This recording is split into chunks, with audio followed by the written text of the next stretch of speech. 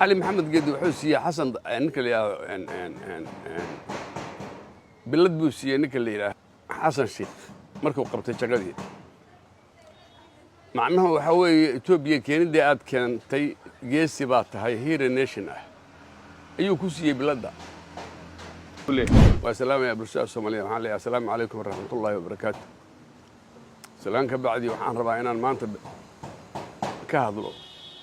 سياسيين الصوماليات iyo heshiiskii ka dhacay meesha la yiraahdo Ankara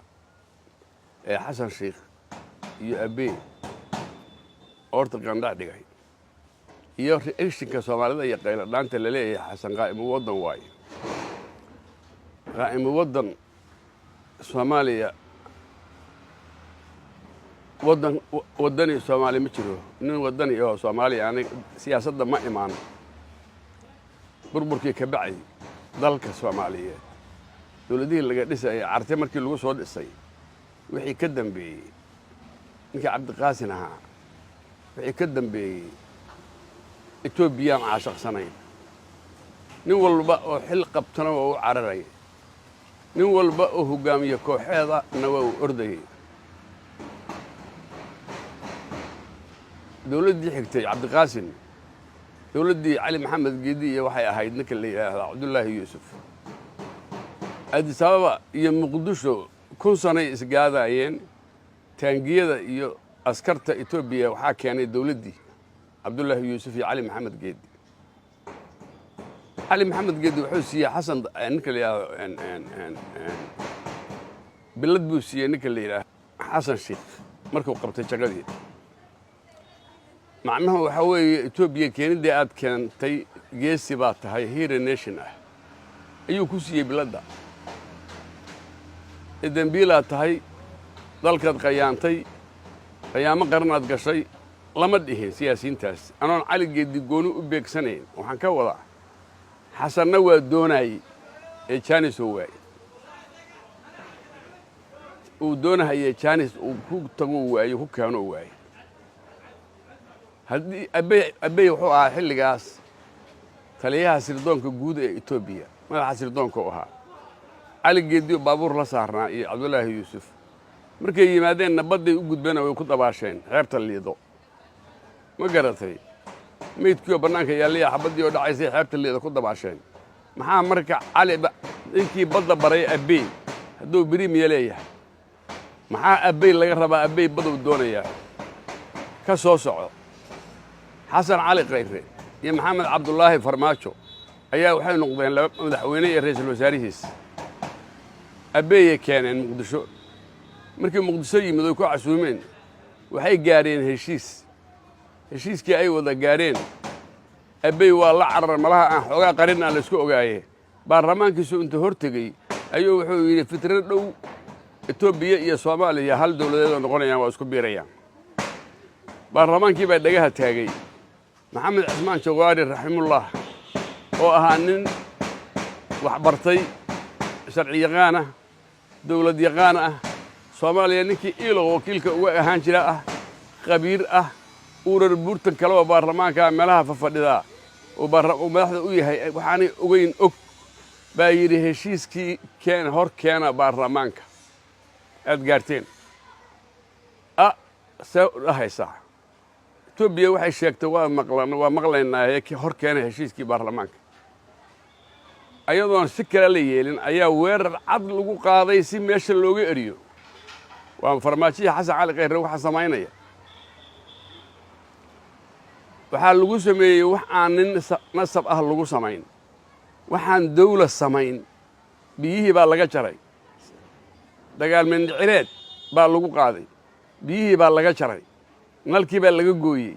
odagu waa la xanimay ciidana hareeraha laga dhigay markii dambe uu hadlay ilaahay naxariis jannada ka waraabsho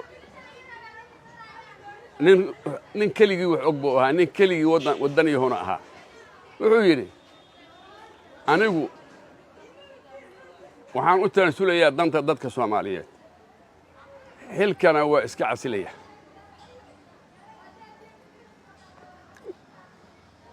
xilkan waa iska casilaya iyadoon xaq ahayn aan ka tagayaa meesha Soomaali isbaaro u dhiga maayo waxa ugu socda reaction ka bixinaya waa dagaal inuu dhaco wax ku dhintaan dhibaata dhacdo sidaa awgeed anigu waa ka tegey dagaalkaas lagama hadhin bal ninkaas kan madaxa darbaanka loo hadda meesha haysta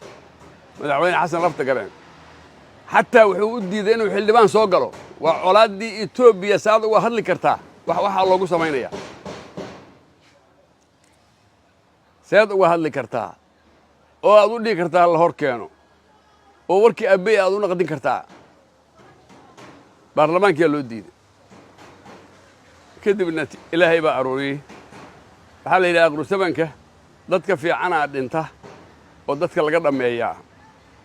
waxa la soo reebaa isma dhaxasho aan isdhaamin oo waxba isku kordhin oo muxuu ahaay sheegadoodii iyo wajigooda aan kala aqoon ayaa la reebaa waa midana haysata anaga hadda ka soo soco in la yiraahdo Ibrahim Karakoglu oo Turkiya anaga Turkiya ilaa 11kii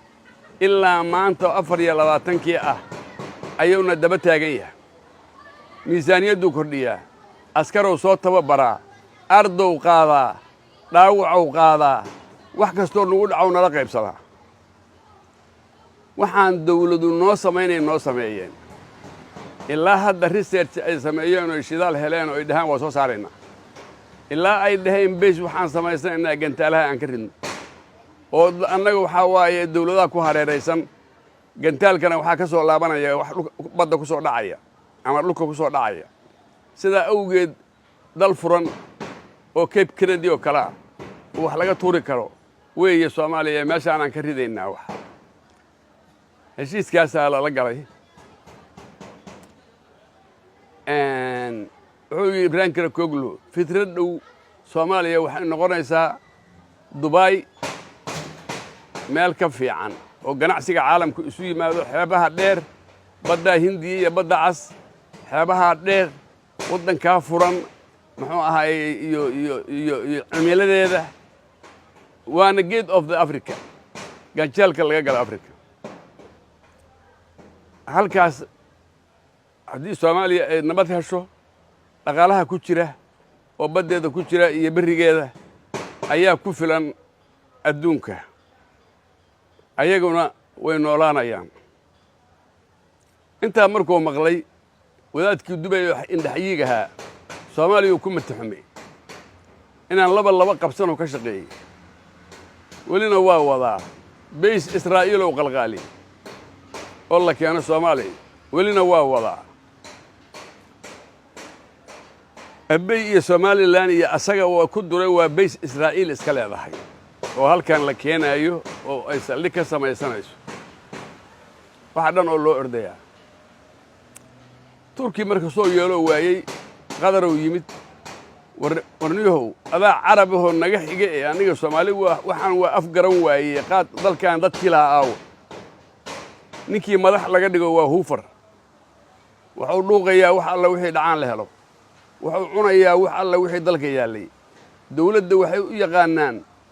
inta madaxda ah iyo inta meesha haysataa inay dawladdii tahay dadka kale inuu dawladdii yahay uma yaqaanaan ciidamadii aan soo tababaray wala dhamaynaya si alla saan yeelan aqoon ahay adaa iga badiyay bal arintan ma gali kartaa mayo yiri wadaadkii qadar waxa la soo diray Ismaaciil Kaalin baa Turkigu soo diray xasan sheekh u tag dalka Soomaaliya waa baaba'ay dadkiina waa baaba'ay askartii la soo tababarana waa baaba'ay see wax yihiin xalana nimanka fadhiyo koostada ku cunaya waa basaasiin kulligood waa sirdoonka caalamka war nimankan iska kaxeeya qaar wax bartay oo arda bal idii baan wax soo bare oo sirdoonka soo bare waa madax sirdoonka Hooveradaas ayaa madax noqday mid dhaama na ma jiro mid dhaamaana ma jiro Soomaaliyana waa la qabsanayaa xaqiiq waaye Itoobiya haddeertaan uu heshiisiinayay jaraa'id ka soo baxa turkiga ayaa wuxuu yidhi waraysi ortaqaan laga qaaday soomaaliya waa guney turki ankarana waa kusey turki oggolaana mayno in la qabsado guney iyo kusey waxay dhahaan waqooyiga iyo koonfurta afka turkiga etoobiyaan uga baqayaa inay qabsato waa haddeeroo heshiiska loo fadhiyey